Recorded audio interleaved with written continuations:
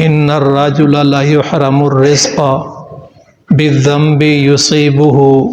اللہ کے رسول صلی اللہ علیہ وسلم نے فرمایا، بے شک انسان رزق سے محروم کیا جاتا ہے اس گناہ کی وجہ سے جس کو وہ کرتا ہے۔ حدیث کا مطلب یہ ہوا کہ انسان گناہوں کی وجہ سے رزق کی تنگی میں مبتلا ہو جاتا ہے۔ اس پہ سوال بھی ہو سکتا ہے، فاسق فاجر لوگ، کافر مشرک لوگ، وہ تو مال و دولت میں کھیل رہے ہیں، عیش و عشرت کی زندگی گزار رہے ہیں، اور حدیث میں تو یہ بتایا گیا ہے کہ گناہوں کی وجہ سے رزق سے محروم کر دیا جاتا ہے۔ کفر اور شرک سے بڑا اور کیا گناہ ہو سکتا ہے؟ تو علماء محدثین نے اس کا جواب دیا ہے، رزق سے مراد آخرت کا رزق ہے، آخرت کی روزی ہے۔ وہ جو گناہ کی وجہ سے رزق کے محرومی کا تذکرہ ہے وہ آخرت کے رزق سے محروم ہوں گے۔ ملا علی قاری رحمۃ اللہ علیہ نے ایک اور بھی جواب دیا ہے، فرمایا ان الرجل، لفظ رجل ہے، اس سے مراد مومن آدمی ہے۔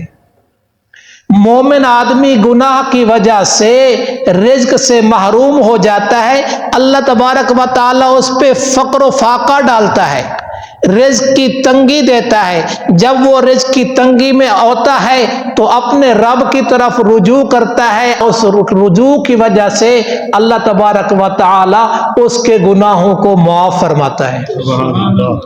اور اسی کو قرآن مجید نے بھی بتایا ہے، من عمل صالحا من ذکر او انثی وہو مؤمن، جس نے عمل کیے اچھے، وہ مرد ہے یا عورت، فَلَنُحْيِيَنَّهُ حَيَاةً طَيِّبَةً، اللہ تعالیٰ کہتے ہیں ہم اس کو پاکیزہ زندگی عطا فرمائیں گے، خوبصورت زندگی عطا فرمائیں گے۔